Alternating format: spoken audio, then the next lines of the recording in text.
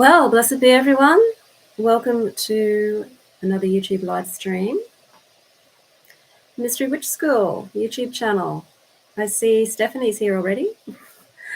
And I'll just wait for people to, of course, jump on and get notified by YouTube. So we'll just have a quick little chat. I'll welcome everybody to the replay, of course, which is probably most of you. And if you're new to the channel, welcome to the channel. Welcome to the Mystery Witch School channel.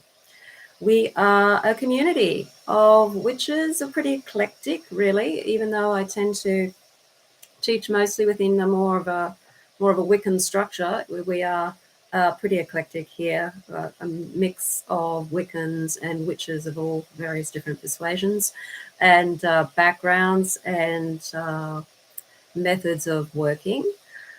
Here for you to not just help you learn more about the craft, but also just to be a part of a community, a worldwide community, where you're not alone in practicing the craft. You've actually got other people there as well. And that community aspect is so important, especially for those of you who probably have no access to a coven, or maybe you have, but the covens that are around you aren't really the sort that you click with, or that is your sort of cup of tea. All groups have their own identities, so it's sometimes not an easy thing to join a group. Hello, Stormfire. So yes, it can be very difficult to find a group of like-minded people. The YouTube channel here has got all of the links. If you go down to the comments field, once this video has been processed, you'll find links to everything you need to know about the Mystery Witch School. You've got links to my website. You've also got links to a couple of my freebies. I'll be talking about that one today because we're talking about spellcasting, and I have a free spellcaster checklist PDF, and I'll put the link to that soon in the chat. Otherwise, you can find it in the comments field. And if you want to know more about how you can work with the Mystery Witch School to learn more about how to practice Wicca and witchcraft, there's information about that I'll tell you at the end of this video. And also I do shadow work too. So if you're interested in adding shadow work to your practice because you're already familiar with the basic standard Wiccan practices, but you're wanting to go deeper into yourself, I also do that. It's one of my favorite topics, shadow work. Okay, hi Tommy. Hi Swak fan. And the Blue Man. Hello. Hello Lara as well. Awesome, just watching everybody come on. Today's topic is the spellcaster good spellcasting explained, because, well, that's what we do. We do a lot of spellcasting in the craft, and it's a big part of what we do. And it's fun, and a lot of people can get confused. Even I get confused sometimes because there's so much conflicting information about spellcasting out there, and a lot of old traditions or old ways of believing that in magic that isn't necessarily true. There's a lot of superstition around magic, and there's beliefs around magic too that simply are myths.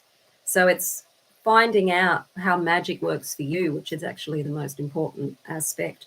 People seem to experience magic a little bit differently too. So it's fun to let me know in the chat how you experience magic, how it works for you, particularly how you like to compare your results of magic or your experience of magic with how magic is portrayed in like the mainstream culture, like on television and movies and the fairy tales, that kind of thing, particularly the way that Hollywood and the mainstream sort of entertainment industry treats magic.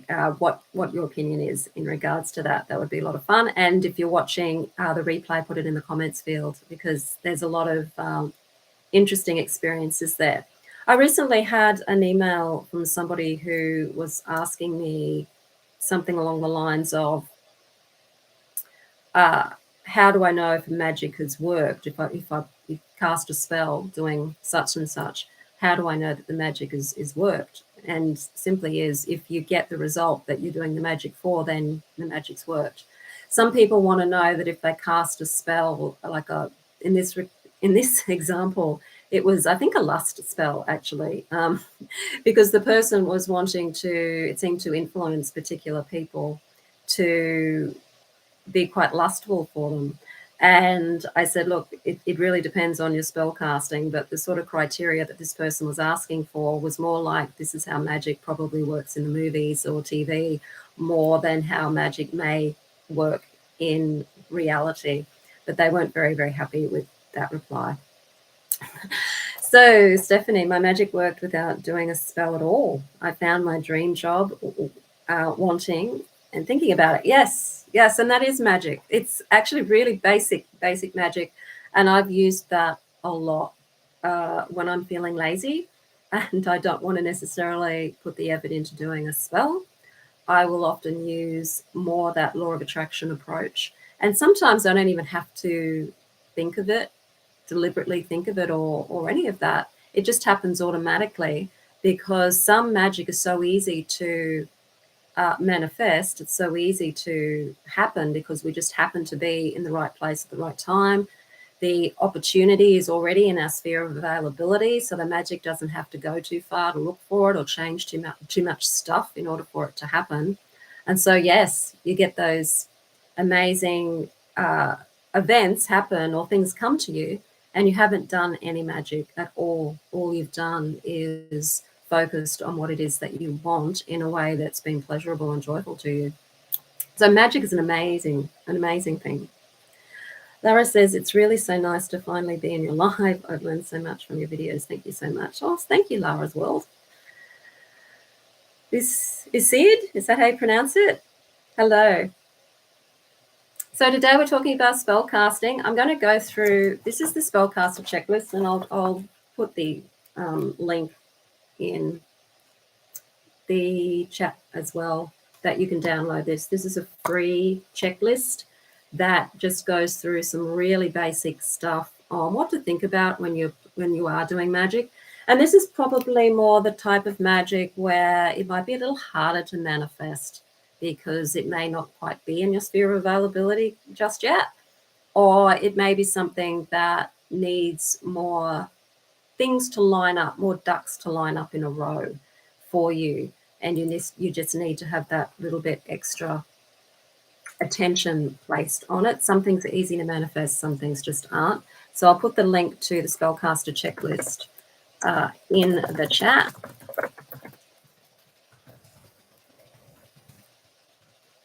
So you can download that if you haven't already got a copy.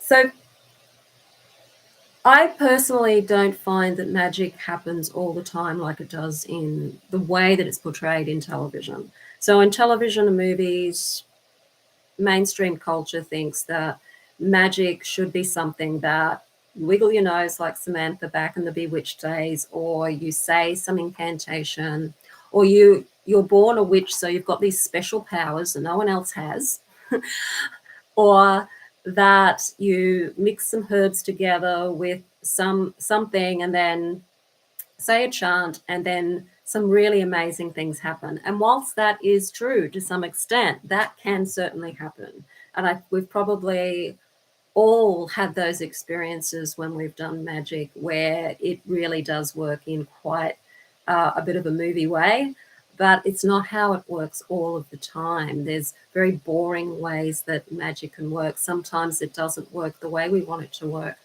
We don't get everything that we want, or we get something that is different to what we thought we wanted and may actually be better in the end. Or sometimes we do get what we want, and then we find out that it wasn't really such a good thing afterwards. And it leads us down another route, which may not be something that we've wanted.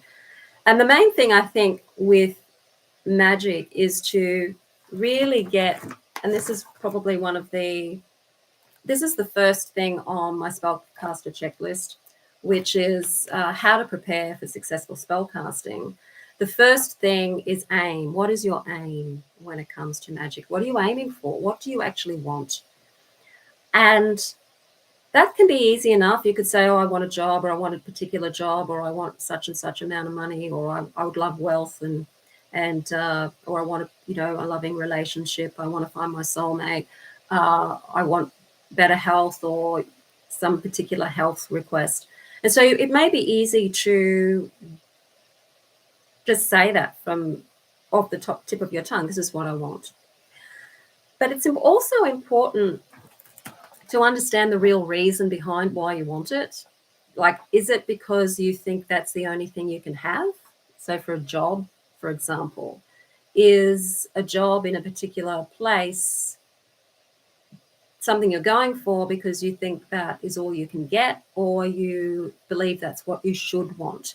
So I like to really dig down deep with a lot of the magic, particularly the magic that's important to us, like spells we really want to have happen, is to really dig down and find out, why do I actually want to do this? What's the real reason behind it? And the beauty of that isn't just that it's going to tell you what you really want. It's actually going to help you find what you're really looking for, which is generally, I should say, an emotional outcome. Everything that we want has an emotional outcome. Whether it's a new car, there are different emotions associated with that. It may just be you want a car because you want some wheels to get around, or you may need a car to get a job, or you may just love cars and want a particular type of car because you just love that kind of car. It's understanding what it is that you want and why you want it, so that you can help understand what the feeling is that you're going to get once you have it. So it might just be the feeling of relief. It might be the feeling of freedom. It might be the feeling of feeling really cool in a really, really cool car. Just identifying what the feeling is, because the feeling is important in magic. It's what helps push the energy out there. So really tap into what it is on a feeling level that you want. And that's the third question on the checklist is, how do you expect to feel once you get this result? And spend time just enjoying the feeling and understanding what the feeling is, because that's so important. Okay, I'm just going to go back to the chat. And can someone do a spell for me? People can do spells. I'm just probably asking for somebody here to do a spell for you. It is always good to learn to do magic for yourself, because you have quite capable of doing it for yourself. Witches don't have special powers that no one else has. We're all human beings, and we all have the ability to create, and we all have the ability to do magic. Some people are better at it than others by nature. Some people are better at different types of magic than others, and I think that's probably more likely the case. Sometimes we are really good at one area of magic or two areas of magic, but then there's another area of magic that try as hard as we may. We do whatever we try, do different things, and it's still a real challenge to actually have happen in a way that we want it to happen. So everybody has the capacity to do magic. I would suggest that you learn to do it yourself. You'll save yourself a lot of money if you learn to do it yourself in the long run. Okay, Stormfire, to me, that is the hardest part of the spell casting, to really know what you want. Yeah, it is, because to know what we want, we have to break through the ego programming that's telling us we should want something, when perhaps that's not actually what we really, really want. And our higher self we've come here to fulfill what we really want with our purpose. And when we've got the ego going, oh yes, but you need this and you need that, and you've got to have this and you've got to have that, that can cloud your true connection to what it is that you really want. And that can be a reason why spells don't work, is because you're not actually casting for something you truly want. You're casting for something that you think you should want, and on an emotional level, your heart's not in it. You're not getting that emotional result that you would get if you really did the magic for what it is that you truly wanted at the end of the day. Better if you can do it yourself. Yes, absolutely. I like for someone to help me out. Okay.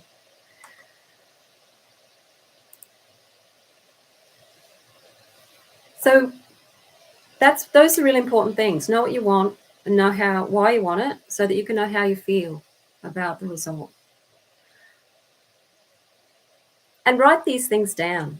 I would suggest write them down. Don't just think of them, write them down. Actually see the feelings that you feel that you're going to have at the end of the spell and the result, and allow yourself to focus on those feelings and experiment by feeling into those feelings after you've written that down. So once you've got your list of why and you feel into the result of the why emotionally, practice feeling it. Practice feeling the freedom. Practice feeling the relief. Practice feeling the ability to feel safe and secure. Practice feeling loved and connected. Practice feeling well if it's a health spell. Practice feeling it, even if you can't feel it at this stage because the 3D world is showing you something that isn't what you want. Practice going into your imagination, putting yourself in the situation of the wish having already been fulfilled, and practice feeling into that. That's so important in magic, and it's often overlooked. And it's not something that's taught in the movies or television either. Okay. One subconscious can be a block to obtaining your aim. Absolutely. And this is why you need to know what it is you truly, truly want. I know that from my own experience in areas of magic that I struggle with. It's my subconscious blocks, and having to work on those and truly getting to the truth.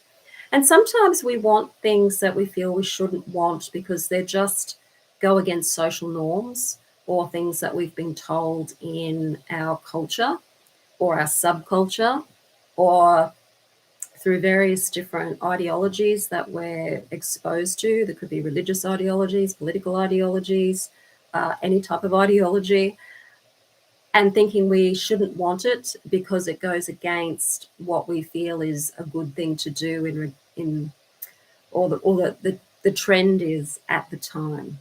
Most of us, when it comes to our lives, we really just want to have a life that is happy, that is joyful, that is peaceful, where we're doing things that nurture our soul, where we're creating and we're connecting with other people and we're with nature.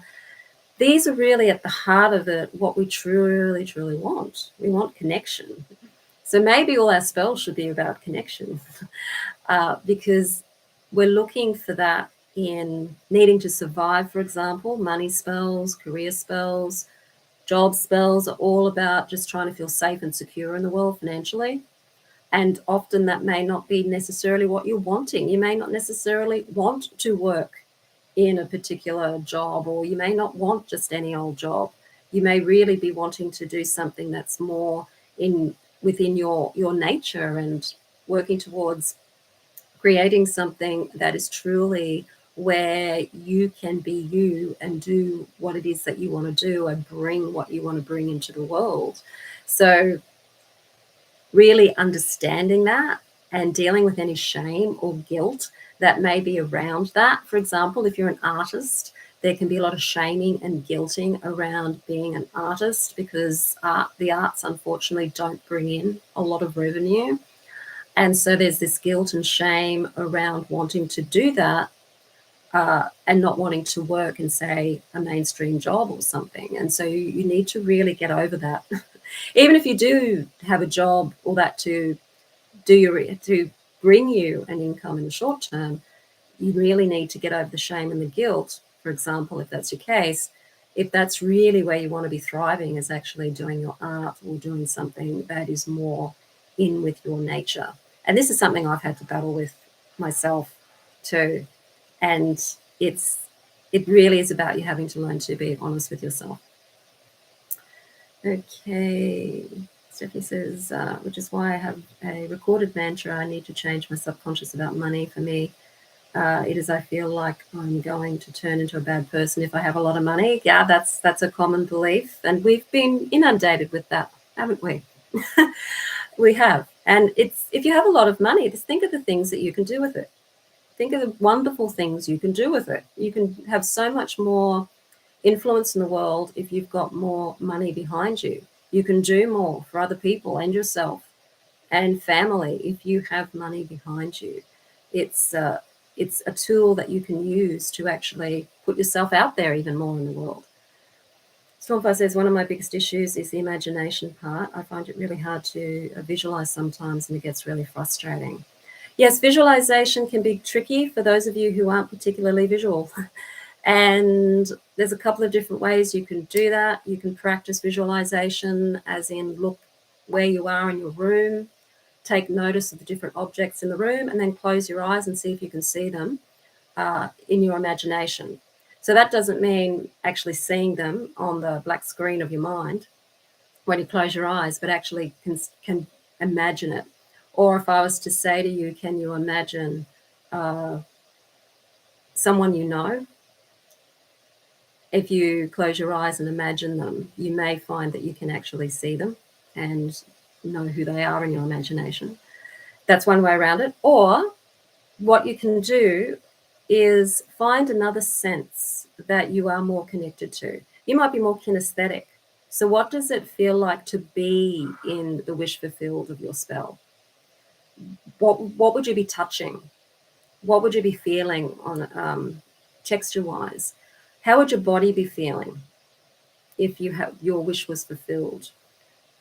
What would you be experiencing scent-wise? So even hearing, what would you be hearing? So you don't necessarily have to rely on your visualization skills. You can use your other senses to put you into that state of the wish having already been fulfilled. So use all of your senses. Use as many as you can. Okay, so you have that issue too. Yes, so yeah, feeling. So go by the feeling. The emotional feeling is the most important thing. So even if we use visualization to get there, so if we want to get to the emotional feeling, we will use our visualization to imagine it already having happened. But if you can get there via another sense, like your hearing or touch or taste or smell, then use those. Use those, or use a memory of when the last time you felt that way to get you into that emotional state.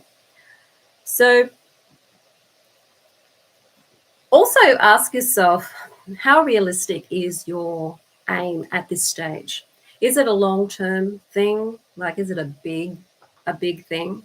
And I know from a lot of law of attraction, people who do law of attraction, that you can achieve the things that you want to achieve. It's a matter of being loyal to your process of being within the wish fulfilled. There are a lot of magical people there within the magical community who would say that having the big picture is perhaps not being realistic at first. And whilst that might not be something you'll be able to achieve straight away, miracles do happen. And so I would always do some work, some magic around your big picture goal. You know, whether that's living in a house overlooking the ocean, or whether that's living in the country, or having your own herb and veggie garden, or whatever it is, still do magic for that big thing, because that's really where your heart is. Then do the magic for where your heart is.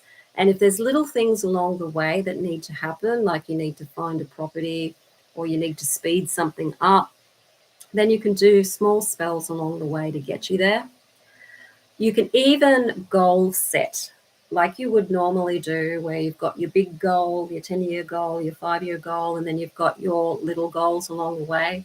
You can do that with magic too if it's a big goal, and see, well, what are the first steps that I may need to do to get there in the normal world, in the 3D world, and then start casting spells for the first step. So that might simply mean you need to do some searching for some property if you want to buy a property. So you could do some magic for finding the perfect property. And that can be what can set you off to working on a trajectory or a step-by-step plan, and see where the magic takes you. The magic is probably going to take you off your plan because it's going to bring you things probably left of field. Magic tends to be a bit like those plants that sort of just pop up anywhere, and you wonder how on earth that plant that maybe you planted here ended up way over there. But it's like it's got this root system under the ground, and so they just pop up in different places. That can be what magic can be like. It can be something where you're looking over here for the result, but it ends up somewhere over there, and that will take you somewhere else that you never thought you'd be before. Or it brings people to you that you never would have met before, or maybe never noticed before. Magic's great at bringing things to your attention that you may not have looked at before. It opens up your reticular activating system to look for the things that are actually going to help you get towards your goal.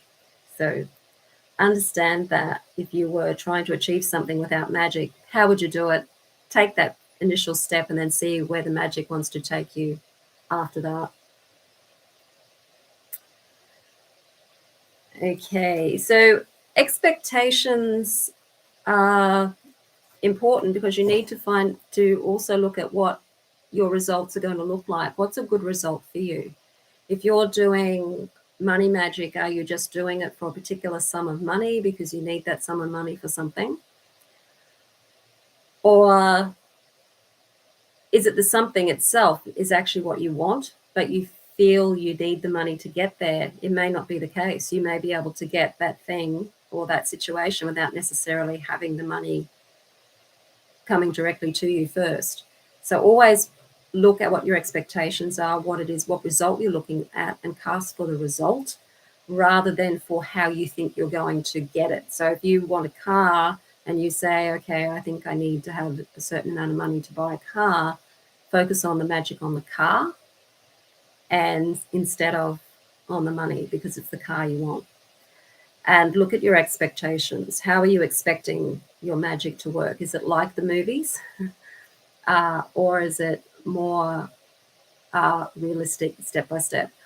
I don't think there's anything wrong with really having your big vision in a way that is amazing.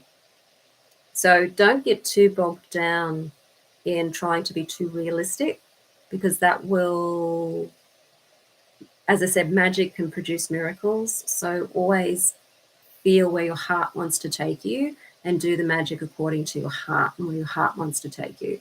That's something that I've learned. In the past, I often thought a little bit more rationally, that you had to be a little bit more rational with the way that you approach magic. But now I'm understanding what a big part your heart energy plays in your magic because it's just got such an enormous field energetically. And when your heart's in something, your heart's going to attract that situation to you or bring you the experience of that situation really strongly. It really can come from the heart. We're learning so much more about ourselves through the whole sort of more quantum physics approach to things, and we're learning a lot more about magic too. So we may have once upon a time thought the magic worked in a particular way when it's actually not the way that it worked. It's worked in a different way, and I think that's a good thing. You may want to also look at any obstacles that may be in your way to achieving what it is that you want to do, and maybe doing road openers or obstacle removing spells first to get rid of those obstacles and to steer your way through. A lot of people swear by doing road openers before they do a big spell or have a big project, just to open the road and clear away any hindrances that may be in your way. What else have I got here? So they're things to think about beforehand. Okay. Don't box it in. Yeah. Money and magic do not go together. The only thing money is good for in magic is for magical supplies. If you're working magic for money, then you're wasting your time. To some degree, that is really the case because money is a means to an end. It's not like it's a means to a means. So the reason that money magic can be so difficult for a lot of people, some people are great at it, but is because it's not actually the money that you want. It's the thing the money can bring you. And this is where we've really got to dig down deep into our hearts and find out what it is we really want when it comes to money magic. Because It's really about what we're wanting to experience and feel as a result of what the money may be able to let us do. So even if it's a livelihood, like we need money to live in the world we live in, what we're really wanting at the end of the day is to feel safe and secure and to have the things, have our needs met, and to be able to also have a lifestyle that we're enjoying, where we can create and where we can do the things we want to do, have the relationships we want to have, and connect with people we want to connect to. And that's really where the magic should be focused. It's a tough one. It is a tough one. So a road opener, there's many different ways to do a road opener spell. Working with Hecate, she's a great one to work with for opening roads. I work with her a lot. It's a spell where you're imagining that maybe there's a brick wall or a block in the way and that it just crumbles down or it just falls away. It's like parting the waters in the Bible, where that road just opens up. There's a lot of road openers on Google. So if you want to Google road opener spell, you'll find that there's heaps of those on Google. Obstacle remover spell for money, hence the reason I have a mantra. Yeah.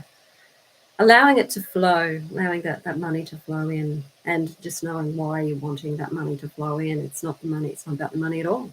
But for some people, it is about the money. Some people, it is about the money, like they want the money itself. It's probably not as common, but there are people whose focus is on the money itself. And they generally speaking, they are the ones who are quite wealthy and have a lot of money.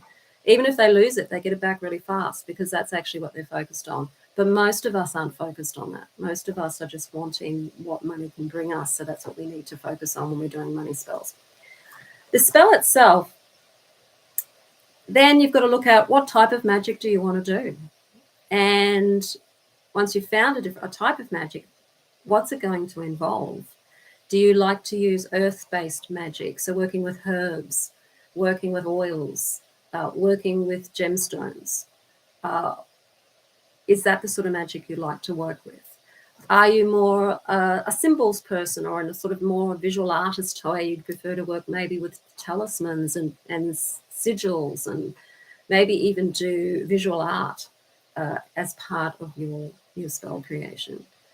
What floats your boat when it comes to the type of magic you like to do? Are you more mind magic oriented, where you really just want to use your visualization skills and your senses, your sensory skills to bring in the magic and not necessarily use a lot in the way of physical materials? It really depends on the individual. We're all so different, and what might work for one person may not be the right thing for someone else. Candle magic might work well for some people, and other people it just doesn't work. They're better with sigil magic.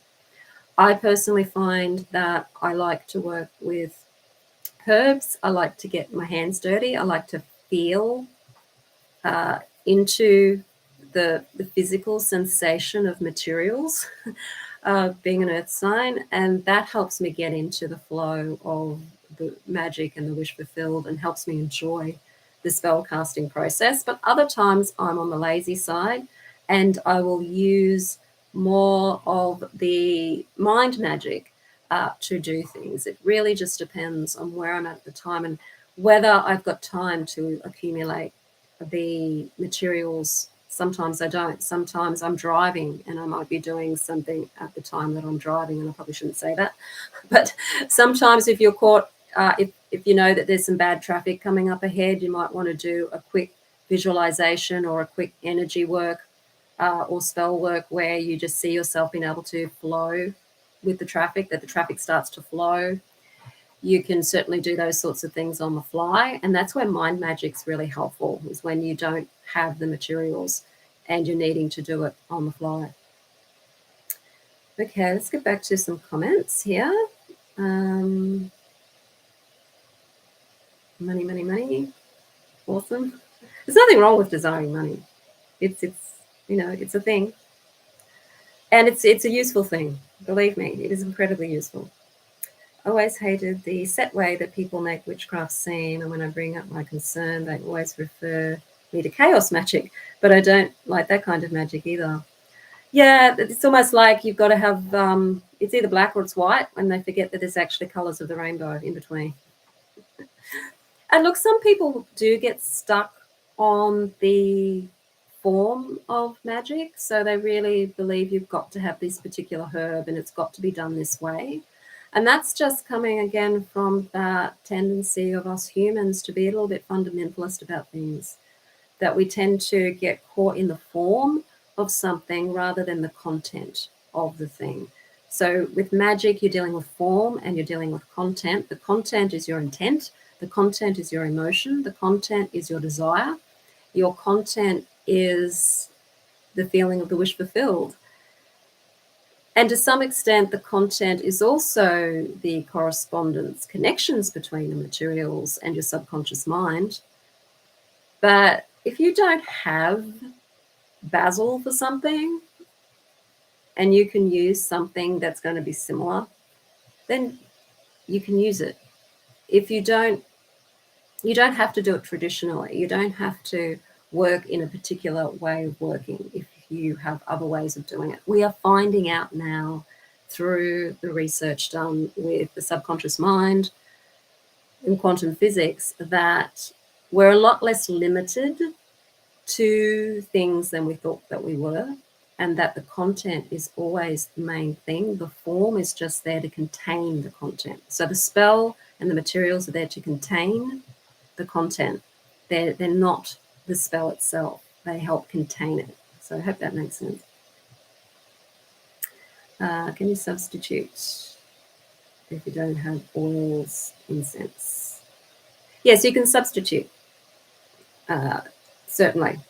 You can use incense itself, like stick incense, if you're wanting to use incense. Substitute. There's nothing wrong with substituting. I know some people get really pedantic about it and will say that it will, and it may change maybe slightly the flavor of the spell, but it really just, I think for most people, we're looking for more general things. And so it just depends on how specific you want with the flavor of your spell. I don't like set rules. Chaos seems scary still. Yeah, chaos magic, it appeals to, I guess, a particular type of people who like that kind of thing. And if you don't, then just find a magic that you do enjoy and experiment with it yourself and find out what works and what doesn't. The main magical ingredient of any spell is yourself. It really is yourself. So if you've got yourself there and you can really feel into the feeling of the wish fulfilled, then that's the main thing you need, really, at the end of the day. The rest is just helping you get there. It's just helping you feel into the wish fulfilled. It's helping you feel into the magic. It's helping you create sacred space. It's helping you connect to the energy of what it is that you want. And it's helping you put it out there more clearly. But at the end of the day, all you need for magic is yourself. How much planning and prep do you usually do when not on the fly? Depends on what I want. It depends on what I want. If it's a simple spell, I will go look up, maybe it's in a spell book, I'll find a spell, and then I'll modify it according to what I have available to me and what it is that I'm wanting to achieve. So I'll usually modify pretty much any spell that's standard in a spell book or something that I might find on the internet. I may construct spells as well. I don't put a huge amount of time into planning my spells. I don't put a lot of time into planning a lot of things in general. That's not part of my personality. I'm a very quick planner, and I like to also go with the flow of where the spell wants to take me as well, and the creativity involved in creating the spell. So it really depends on individuals. Some people are real planners. Some people like to take a long time planning things. Other people don't. And if your personality is the type of personality where you prefer to do things with less planning, then go with what's comfortable for you, because magic needs to be comfortable.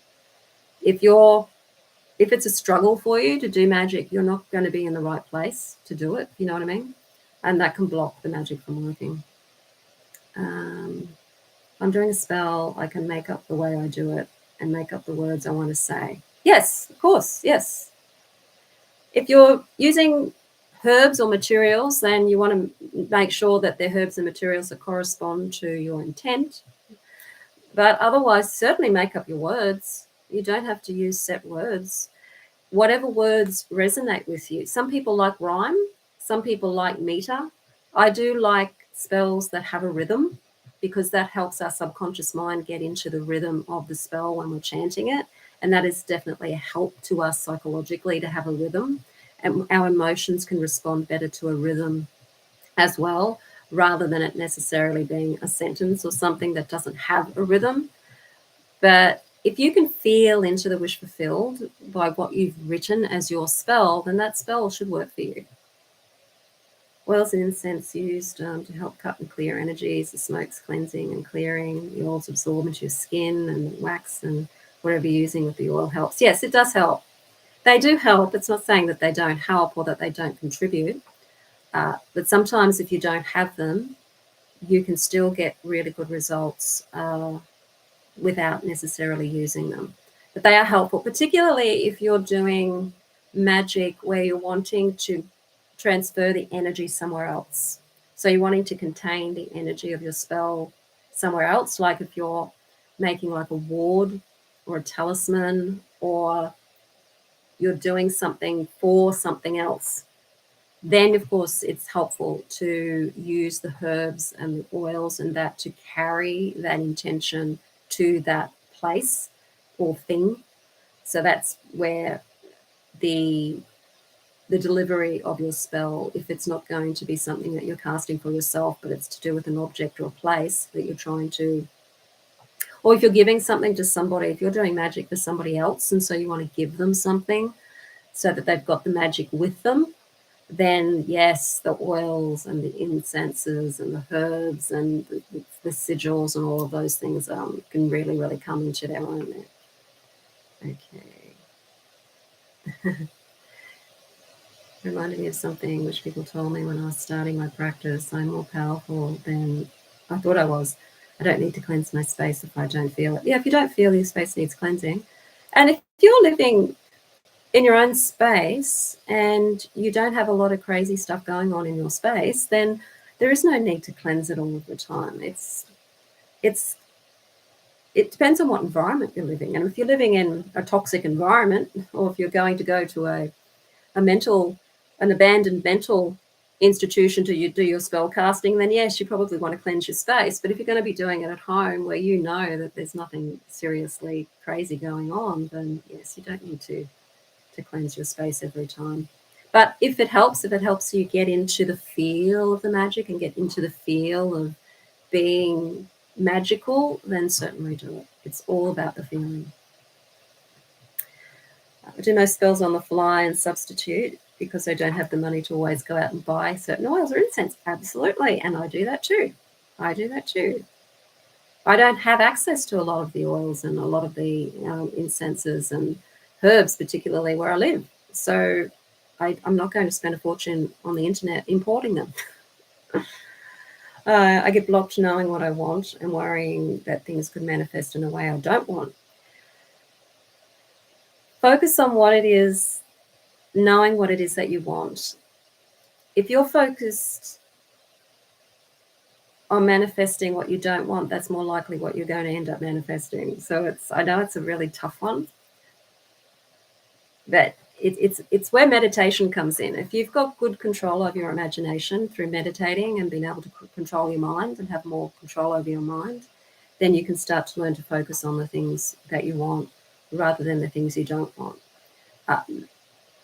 People worried that magic's going to go wrong is, I think, it's one of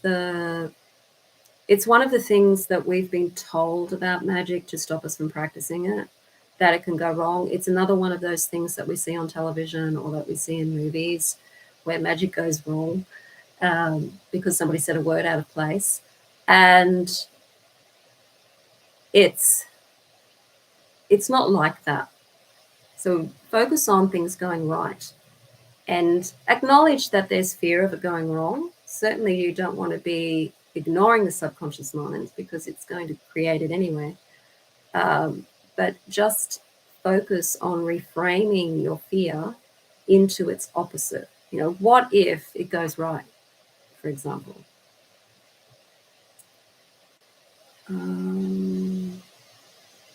Use positive words and don't approach this yet as I don't want this and I don't want that. Yes, using positivity.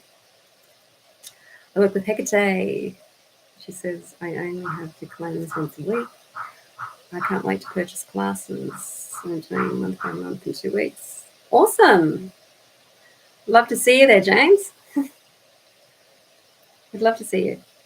Moira, I find it easy to do spells for others. Helps me focus my intention better. Yeah.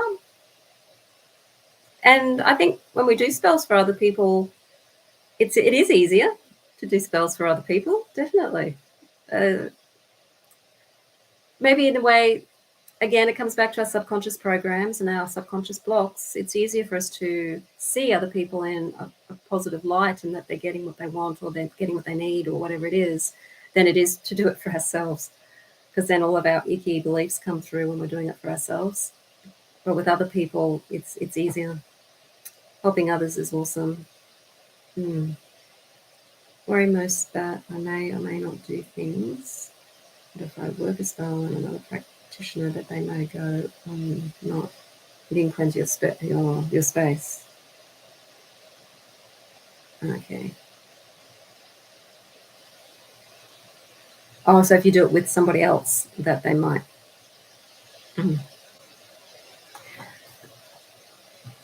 Do what works for you. I notice that usually just my presence in a space is enough and powerful enough to have almost automatically cleansed. Yeah. If that's it. Yeah. It's, again, it comes down to confidence and not worrying so much about what other people think or even what other people say. You know, I get criticized by people a lot, you know, because I'm not doing it the way they think I should be doing it. But I'm just doing things the way that I've experienced it to be. So I can only speak from my own experience. So that's really where it's coming from with me. And if that's not their experience, then that's not their experience. Fine.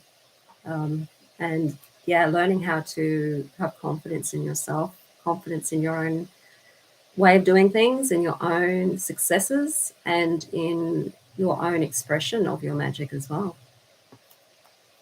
Okay, so when you're doing the spell, we do like to work with the cycles of nature. So if you're doing your spell, yes, we do like to work with the waxing and waning moons.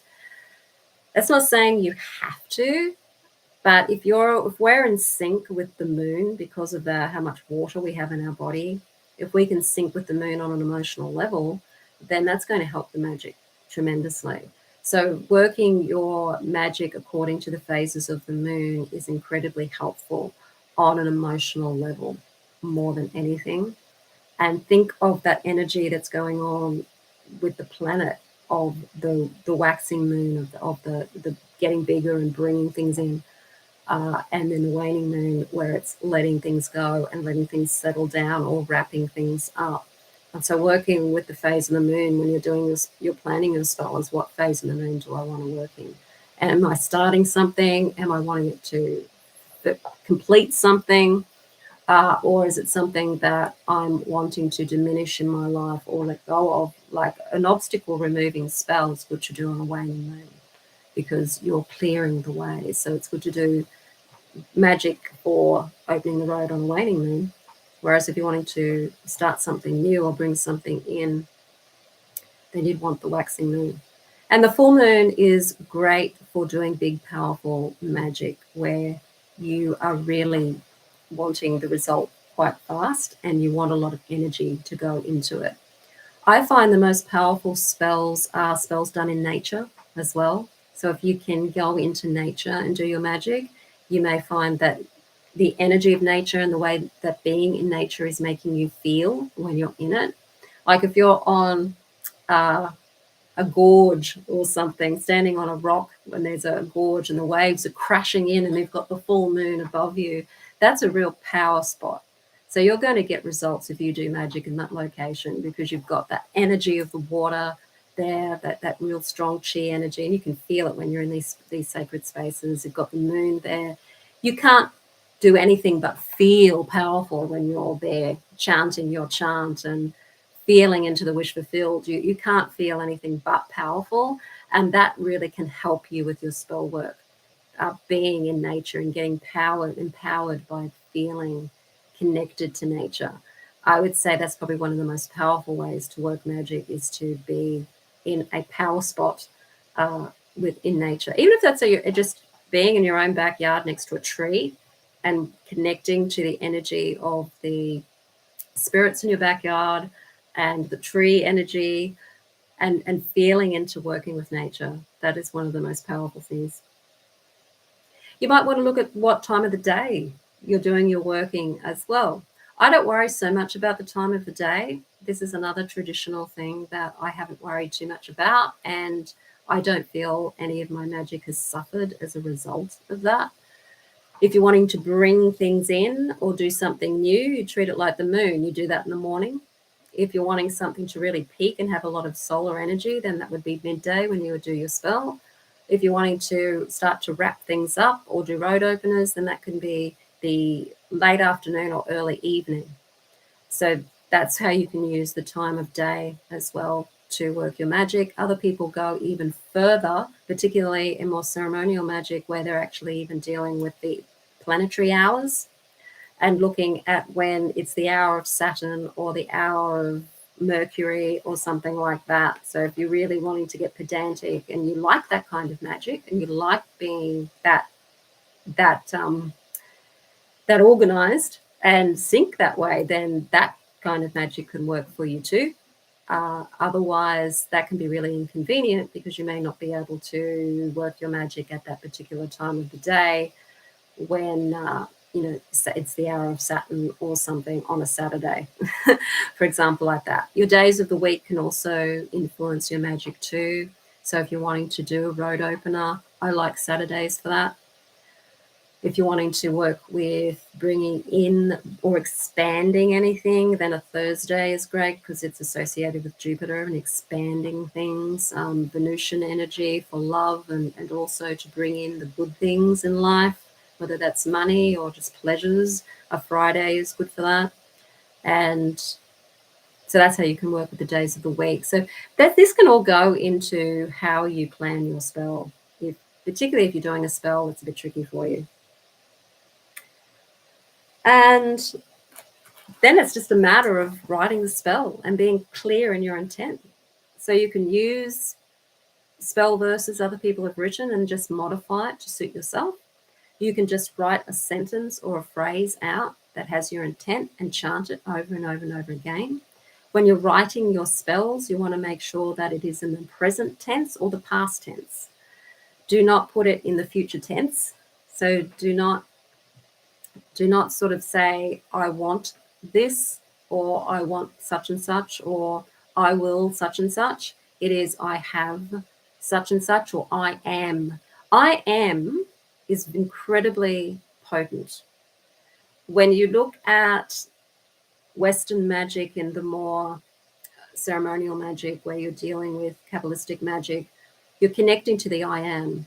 And the I am is the divine self, our divine selves. So when we're saying I am, we are saying I am whatever it is. So I am the being or the person that has this result. I am the person. Now, you become the person you need to become to have the result you're wanting to have. So using I am is incredibly powerful. So something to think about there. When you're feeling into the wish fulfilled, you want to also be the person that has the result. So what sort of person has what it is that you're doing the spell for? And how are you that person? How do you become that person if you feel you're not already that person? How does that person feel? How does that person behave? How does that person speak? What sort of words do they use when they're speaking in everyday language? What sort of interactions do they have with people? Really looking at changing yourself, because magic changes everything and it changes us too. And if we really want to be somebody who owns a home overlooking the ocean, then what sort of person owns a home looking over the ocean? How are you that person? What sort of person are you when you are in that situation? What would you be doing if you're in that situation, in that space? Who else would be in that space with you? What sort of things would you be doing with your life once you're in that space? So this is coming more from the Joe Dispenza side of things, where he's talking about having to change the habit of being yourself. And magic can help us change ourselves into being the selves that we know we truly are, underneath the selves that we've been told we should be. And when we're focusing on spell casting, we're really focusing on becoming the wish fulfilled and becoming the person that has that wish fulfilled. So these are things to incorporate when you've written your intent or your petition and you're saying it, chanting it, feeling into it. You become that petition. You become that thing that you're chanting. And you want to feel it in your body, particularly if you're more of a feeler than a visualizer. You want to feel it in your body. You want to feel the energy rising in your body, the excitement of feeling into the chant, the excitement of feeling what it is that you're saying in the chant. And keep saying the chant until you get that feeling coming into your body and building that feeling. And then when you're ready to let it go, you can let it go. And that could either be through clapping your hands. It could be through knocking on your altar if you're using an altar. It can be through you just pushing it out there and imagining that the energy that you've just built up through that chant is expanding out there into the world. And just imagine it just going out, that energy just going out into the world, and that you are already in the wish fulfilled. Okay. When you're burning an obstacle removing 7-day candle, at the end of the candle burning, do you want to see white soot in the candle or a clear candle? Well, it depends, I suppose, on how the candle burns down. I don't worry too much about how candles burn down either. That's something that I kind of think's a little verging on superstition, dare I say. I do find that I know that there's a lot of statements about what it should be and how a candle should burn down. I just find that I wouldn't worry too much about whether you see a clear candle or whether you see soot in the candle. I guess if you're seeing soot, that could mean that the obstacles have crumbled down too. It doesn't necessarily mean that the obstacles haven't completely gone away. It can mean that they've crumbled down. So however you perceive the meaning to be is continuing the magic. Okay, so it's got so much to do with our perception and our assumption that we just have to be careful we don't get too caught up in some of the superstition around magic. And a lot of traditional magic is going to have some superstition in there. How do you set timing for the manifestation so you know if it worked out or not? It depends on whether you need timing for it. If you need timing, then put your timing into the spell. So if you need something done in a week, then put that in the spell, in the petition, so in what you say when you're writing the spell. If it doesn't matter so much about the timing, I know some people are going to say magic should happen within a certain time, otherwise it hasn't worked. Seriously, I've had magic take a year to work, and sometimes even longer in some things. I truly believe that sometimes the magic is delayed by ourselves.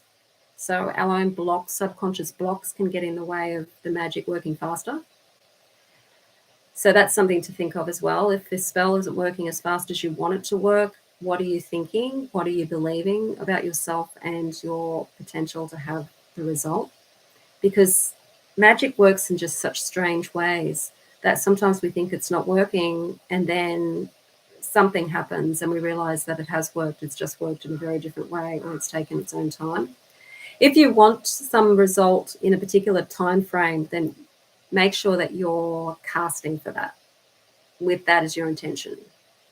Because if you leave magic to work, it could either work instantly or it can take its time. It really just depends. And I know some people would dispute that, but that's just been my experience.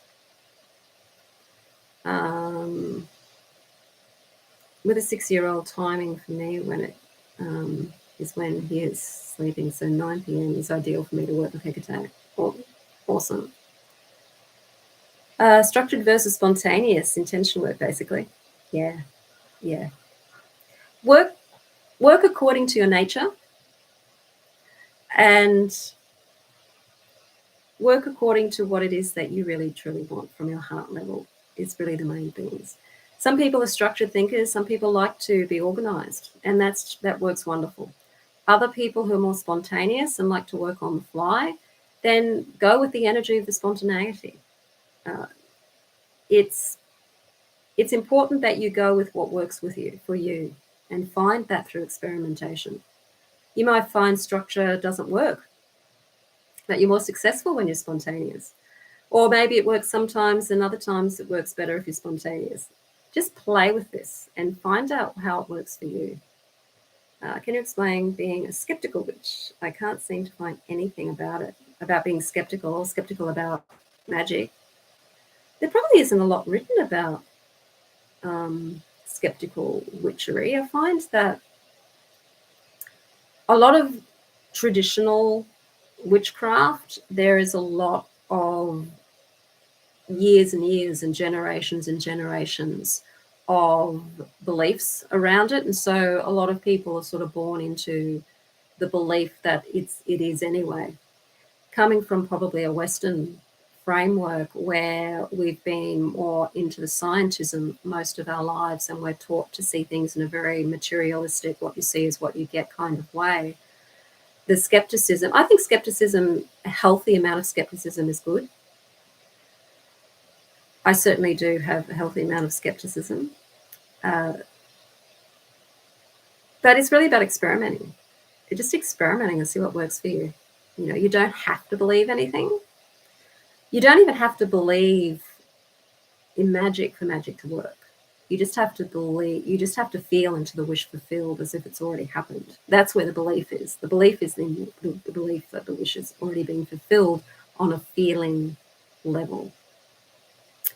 Any books you would suggest? For magic, I would, I'll have to think of them, what they are. There are lots of good books on, it depends what sort of magic you're into.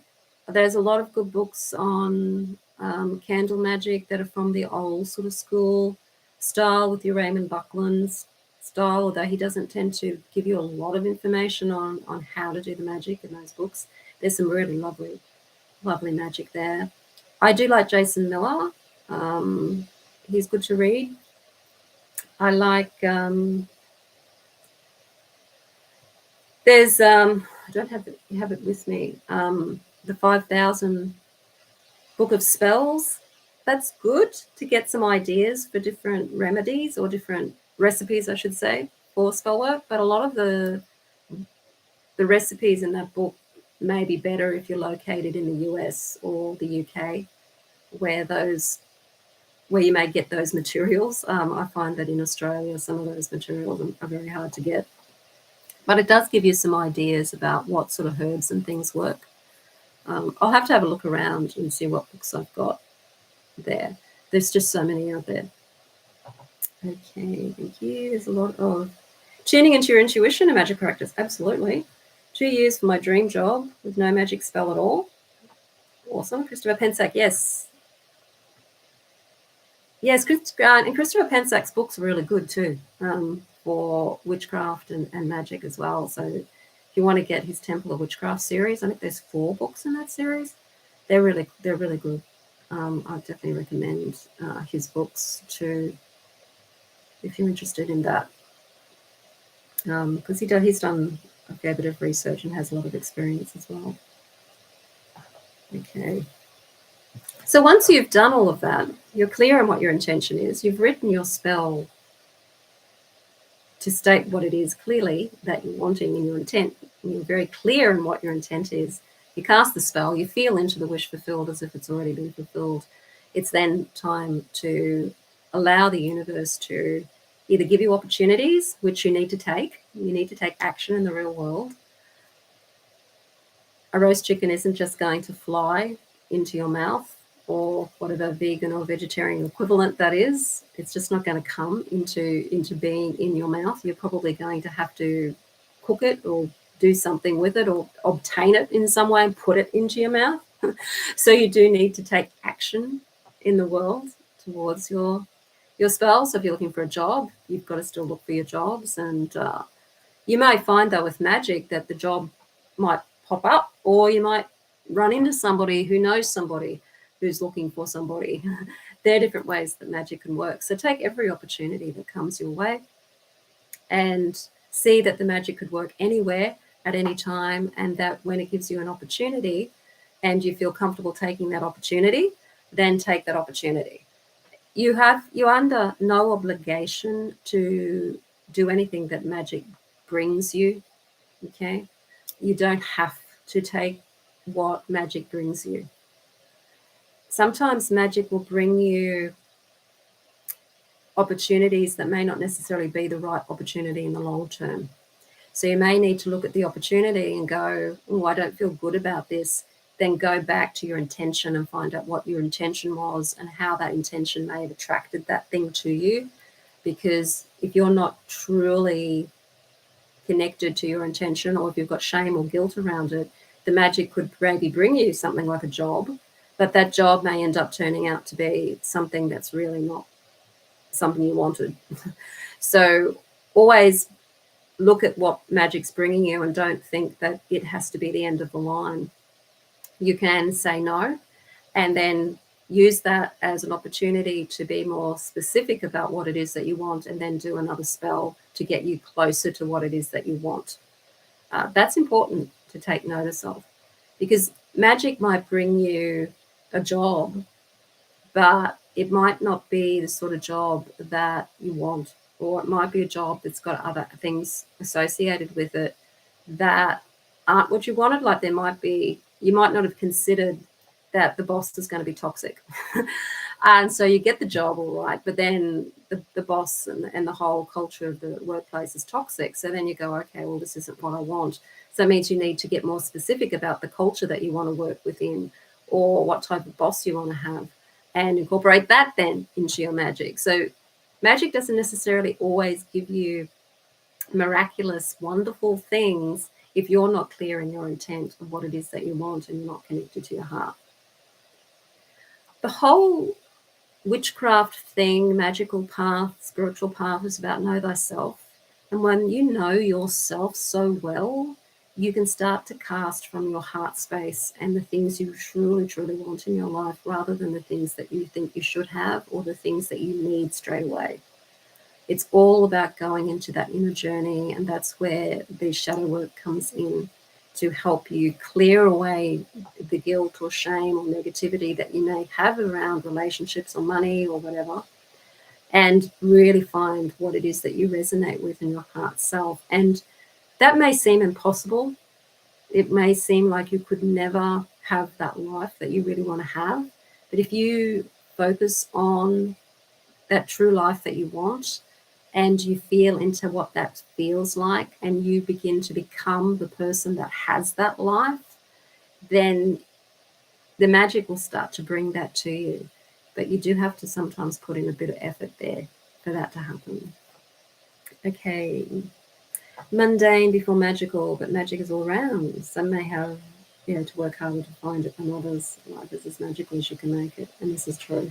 Yeah, it's kind of a case of not one shoe fitting all at all, really, isn't it? Magic's different sizes for different people and different shoe styles for different people, and that's something I think we need to remember, that the way that I do magic or the way that I experience magic may not be the same as the way somebody else experiences magic. They can be totally different, and that's the magic of magic, isn't it? Okay, I do teach magic in the Mystery Witch School 101 Academy. I teach energy work as well, so that just helps you become more fluent with using your energy. And also we do a lot of meditation so that you can start to get more, you can get used to actually focusing your intention on one thing, and a little bit of soul searching in there too, with some really basic shadow work, so that you can get more familiar about yourself and what it is that you truly want. And the whole idea of the Mystery Witch School 101 Academy course is to bring this into practice that you can do on a daily basis. So while you're not necessarily doing magic every day, because you may necessarily need to do magic every day, you're connecting to your spirit self, your witch self, you're connecting to nature, you're connecting to the energies on a daily basis.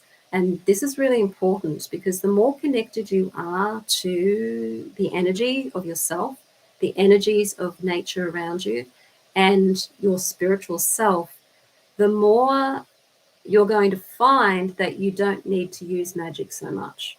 Things start to line up without having to necessarily cast a lot of the time. And understanding the balance between what we want and then allowing our higher self to guide us along our path is a beautiful balancing act between the active willing and the more receptive receiving aspect or surrendering aspect of magic.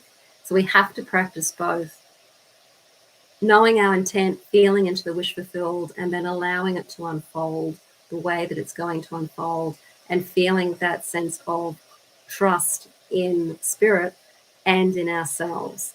That's really the key to magic at the end of the day. And that's what I find is the most real magic for me, is being connected. Okay. So if you're interested in doing that, learning magic with me, walking an eclectic magical witchcraft path, or Wiccan path, I'm not talking about traditional Wicca here either. I'm just talking about it on a very eclectic level here. And you want to feel connected to your practice, then I'll put the link here to the Mystery Witch School Academy. The link is also in the comments field underneath this video if you want to go and check that out and join us at the Academy. So thank you everybody for coming along to the live. It's been a long one today, which is great. And I will see you in 2 weeks. Next week there won't be a live because Mystery Witch School 101 Academy, we're having our new moon right at this time. So if you want to join us for that, then join the Mystery Witch School 101 Academy, and you can come along to our Zoom new and full moons. Okay, Matthew, thank you for all your responses. It's been really helpful. Awesome. Thanks, Matthew. Okay, thank you, and blessed be everyone, and we'll see you in 2 weeks.